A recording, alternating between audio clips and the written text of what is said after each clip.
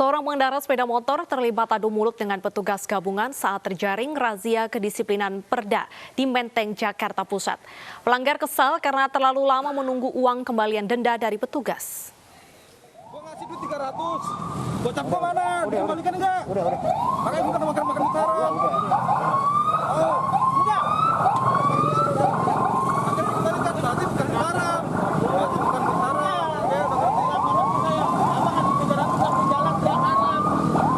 Pengendara sepeda motor adu mulut dengan petugas gabungan Satpol PP dan Sudin Perhubungan saat terjaring razia kedisiplinan peraturan daerah di Jalan Proklamasi Menteng, Jakarta Pusat.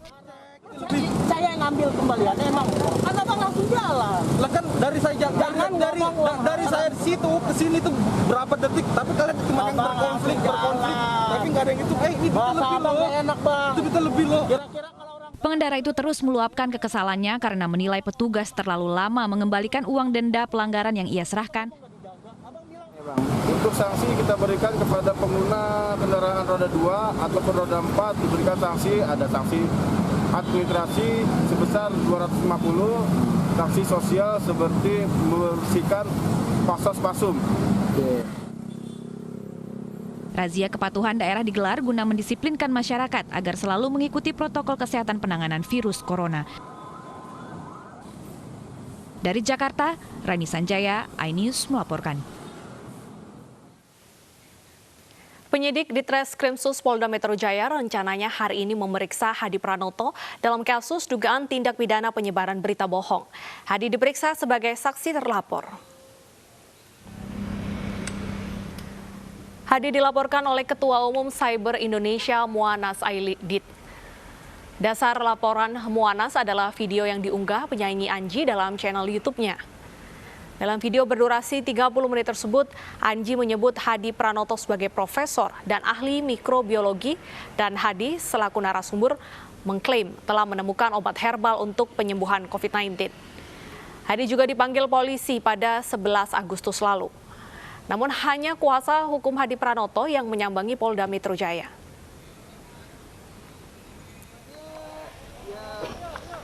Sebelumnya Polda Metro Jaya telah memeriksa penyanyi Anji. Anji diperiksa hampir 10 jam dan dicecar sekitar 45 pertanyaan. Anji diperiksa terkait wawancara dan unggahannya di YouTube yang mengklaim obat COVID-19. Dalam video, Anji berperan sebagai penanya dan Hadi Pranoto sebagai narasumber.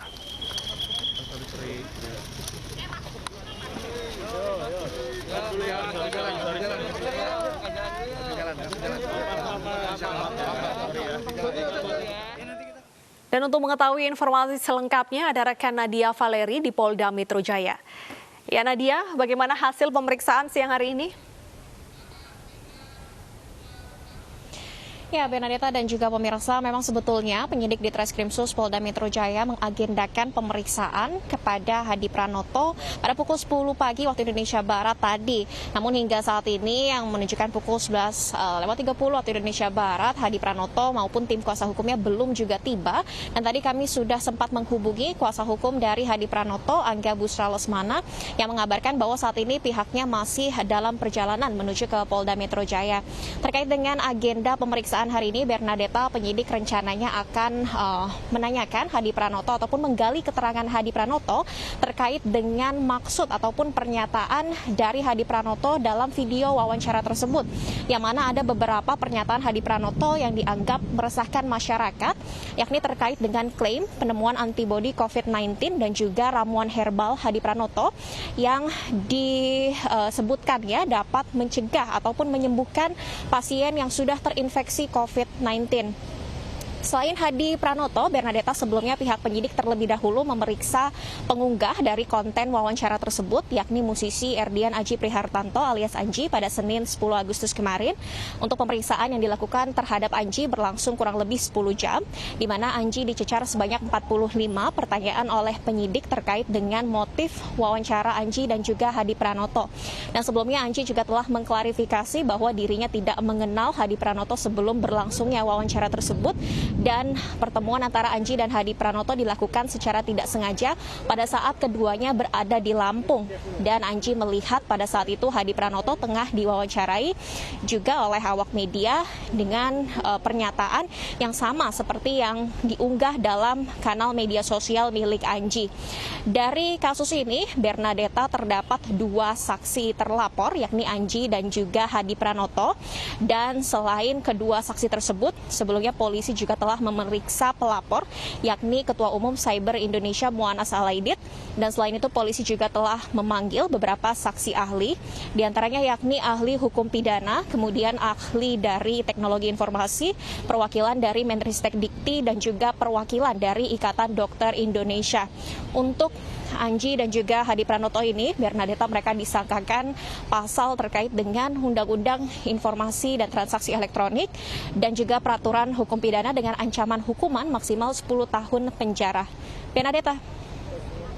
Baik, terima kasih Nadia atas informasinya. Selamat bertugas kembali.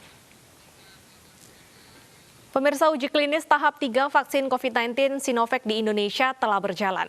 PT Bio Farma memastikan mampu memproduksi vaksin COVID-19 sebanyak 250 juta di akhir Desember mendatang. Lembaga tersebut pasti akan mempertanyakan pasiennya sudah berapa orang. Uji klinis tahap 3 terhadap calon vaksin COVID-19 Sinovac di Indonesia telah berjalan. Selasa kemarin, vaksin disuntikan kepada para relawan di Kota Bandung dan disaksikan Presiden Joko Widodo. Pemerintah melalui perusahaan BUMN PT Bio Farma terus mengembangkan calon vaksin COVID-19 Sinovac asal Tiongkok. Vaksin buatan Bio Farma sudah diakui dunia.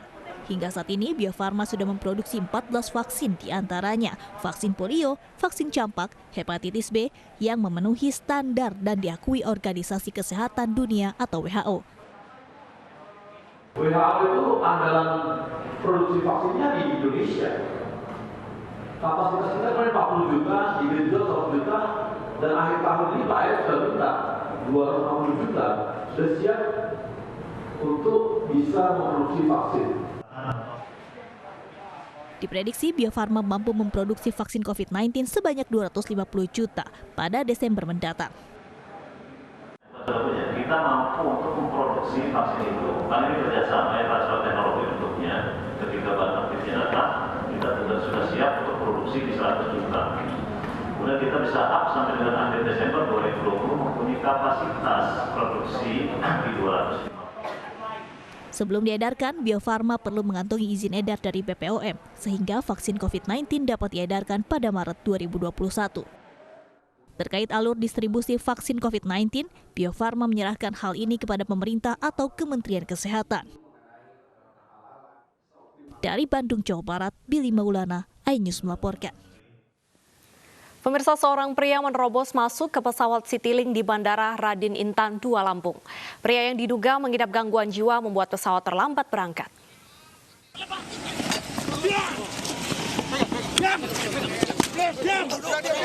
Pria tanpa identitas harus dipaksa keluar dari pesawat Citylink dengan rute Lampung-Jakarta.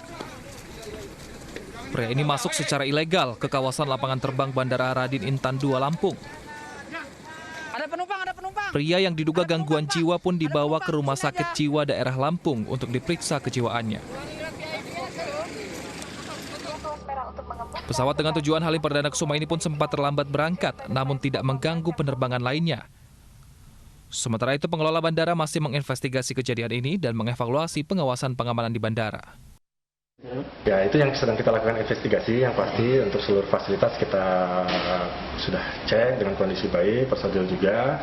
Jika mungkin itu yang akan kita observasi lebih lanjut, apakah yang bersangkutan juga melakukan upaya untuk tindakan melawan hukum ya untuk masuk ke dalam daerah yang dilarang di dalam penerbangan atau daerah keamanan terbatas. Kejadian berlangsung pada Rabu pukul 9 pagi. Sejak video ini viral di media sosial, pengamanan di Bandara Lampung pun diperketat. Dari Bandar Lampung, Andres Avandi, iNews melaporkan. Dan untuk mengetahui informasi selengkapnya sudah bergabung bersama iNews Siang, Panit 1 Reskrim Polsek Natar Lampung Selatan, Ibda Kade Andi. Selamat siang, Pak Andi. Selamat siang, ya. Baik, Pak Andi, ini bagaimana ceritanya tersangka ini bisa masuk menerobos ke dalam bandara? Baik, dapat konfirmasi memang benar bahwa kemarin pada tanggal 12 Agustus 2020 hari Rabu terdapat seorang laki-laki yang mengalami gangguan jiwa masuk ke area parkir pesawat, area apron pesawat. Kejadian bermula pada pukul 04.30 pada saat akses air melakukan pengecekan terhadap pesawat Wings Air ATR nomor 72 PKWJ dan ATR 72 PKWSI. Ditemukan pada saat pengecekan tersebut safety tune dan well top atau ganjal pesawat sudah bergeser. Pada saat aspek mengecek ke dalam daerah pesawat tidak ditemukan seseorang. Kemudian informasi tersebut diinfokan kepada pihak Citylink. Kemudian teknisi Citylink pun melakukan pengecekan ke dalam pesawatnya dan ternyata di dalam telah ditemukan seorang laki-laki yang tertidur pulas di dasar lantai daripada pesawat Citylink tersebut. Demikian, Mbak. Baik, ini bagaimana pengawasan bandara sendiri? Kenapa bisa sampai lolos seperti itu? Bukannya kita kalau mau masuk ke bandara ataupun juga pesawat ini kan banyak sekali tahapan pemeriksaan. Ya, untuk saat ini informasi orang gangguan jiwa tersebut masuk dari mana masih diselidiki, masih kita lihat CCTV-nya, dikarenakan belum ada informasi yang mengarah bahwa orang gila tersebut masuk entah melalui tembok maupun dari pintu depan daripada terminal kargo. Demikian, Mbak. Baik, jika kita lihat rekaman video amatir pada saat tersangka ini dibawa keluar, ini kan sedikit kasar ibaratnya seperti itu. Ini apa pemicunya dikeluarkan secara kasar begitu, Pak? Untuk pemicunya sendiri, yang bersangkutan dikeluarkan oleh pengamanan internal bandara dari pihak Pamofit, Aspek, dan juga dari TNI Angkatan Udara mengeluarkan untuk mengamankan daripada orang gila tersebut di pos pengamanan bandara untuk diinterogasi, dan ternyata setelah diinterogasi jawaban daripada yang bersangkutan tidak jelas. Ditanya A, dia jawabnya B. Jadi apa yang ditanyakan oleh petugas dijawab dengan tidak jelas oleh yang bersangkutan. Apakah sudah dilakukan pemeriksaan kejiwaan hingga menuju kesimpulan bahwa dia mengalami gangguan jiwa? Untuk saat ini yang bersangkutan sedang dirujuk bersama dengan anggota Polsek Natar ke Rumah Sakit Jiwa di Provinsi Lampung untuk dilakukan tes kejiwaan apakah benar yang bersangkutan mengalami gangguan jiwa atau tidak. Baik, pasal apa yang dikenakan dengan tindakan tersebut? Untuk saat ini belum ada unsur pasal yang dapat dikenakan terhadap yang bersangkutan karena menunggu daripada hasil tes kejiwaan tersebut. Apabila memang benar yang bersangkutan mengalami gangguan jiwa, mungkin bisa dikenakan pasal pengerusakan. Demikian. Baik.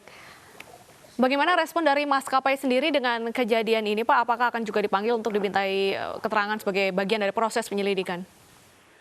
Untuk dari pihak kepolisian sendiri sudah mencatat saksi-saksi yang melihat pada kejadian tersebut, dan dalam proses penyelidikan dimintai keterangan terhadap saksi-saksi yang sudah dicatat. Berkaca dari kejadian ini, apakah pengawasan dan juga pengamanan di bandara ditambahkan personilnya untuk mengantisipasi hal-hal ini? Untuk kemarin saya lihat dari eksekutif general manager sendiri sudah berkoordinasi dengan anggota dan juga pimpinan di sebelahnya berkaitan dengan penambahan personil baik di Pamofit, dari Absek maupun dari Angkatan Udara sendiri. Baik, terima kasih atas informasinya Pak Andi, dan terima kasih sudah bergabung di iNews Siang. Pemirsa, sejumlah orang luka-luka usai tabrakan beruntun antara truk tronton dengan minibus. Tentunya dengan juga sepeda motor, tetaplah bersama kami di iNews Siang.